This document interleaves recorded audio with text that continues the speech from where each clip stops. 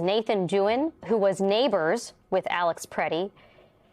Nathan, thank you so much for joining us. I'm sorry it's under these circumstances, but we really do appreciate your ability to come here and bear witness to the memory of your neighbor. Can you tell us Thank you. a little bit about who Alex Preddy was and how you learned about what happened yesterday?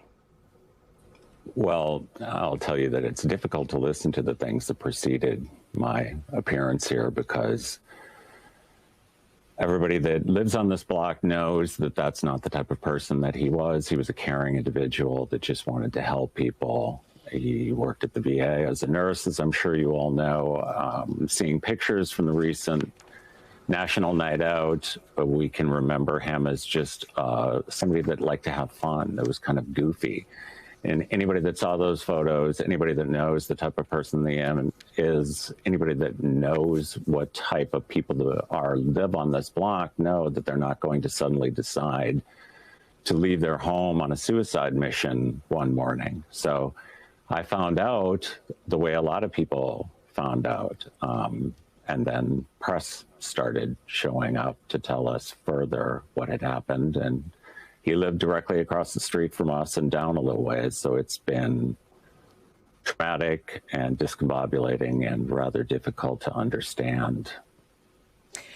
Nathan, I'm so sorry for your and your community's loss, and thank you for sharing your witness with us right now. I just wanted to know what you think about Border Patrol Greg Bovino. He said that the actual victims are the federal agents who shot and killed Alex.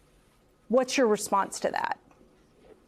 My response to that is that he was trying to help somebody, that he had intervened only because he was attempting to help somebody, which seems to be in keeping with how he lived his life.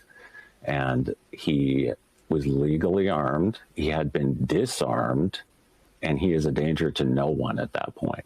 So when it reaches that point, it's rather difficult for me to understand why he would need to be shot repeatedly when he's been subdued and disarmed and he's on the ground. And he had only come over there to help. So I don't know how that makes him a suspect. Again, it's incomprehensible to me. It's very confusing. I don't understand why they're trying to paint somebody who was a good person, just a normal person trying to go about their life, as a domestic terrorist. I don't even see how somebody gets there or why anyone would believe that that was the case.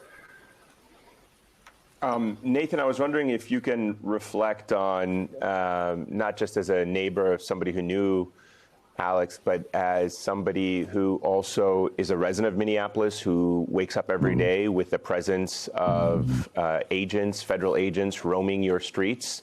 We're often told by this administration, this government, that they're doing this to make communities like yours safer. They're doing it in the name of people there who want to get illegal immigrants out. And I'm just wondering what your thoughts of all of that is happening in your city, in your state, in your country.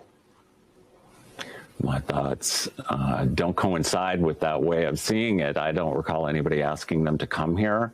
I don't recall anybody asking them to stay once they arrived. We have to be careful with everything that we do now, whereas we didn't before. We don't want our children to go anywhere by themselves.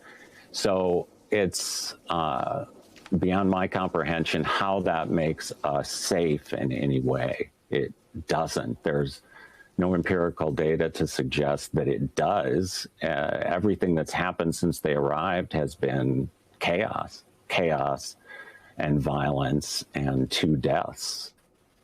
And they're not suspects. I don't understand that characterization, and I don't see how anybody could.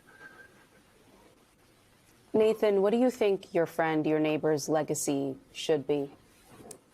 That he cared, that he tried, that he did everything he could to be there for other people. He was working at the VA in an intensive care unit. He wanted to help. He wanted to be there for people.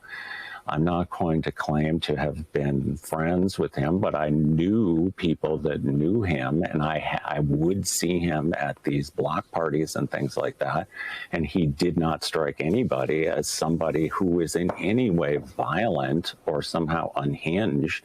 So to see him painted that way when he can't defend himself is just brutally unfair. I mean, the man is dead, and, you know, let him have some dignity. Yeah, Nathan, we really appreciate you joining us. I know this is a difficult time for you in the community, so thank you for coming on and speaking to us. Really appreciate your time this evening. Thank you for being interested. Thank you.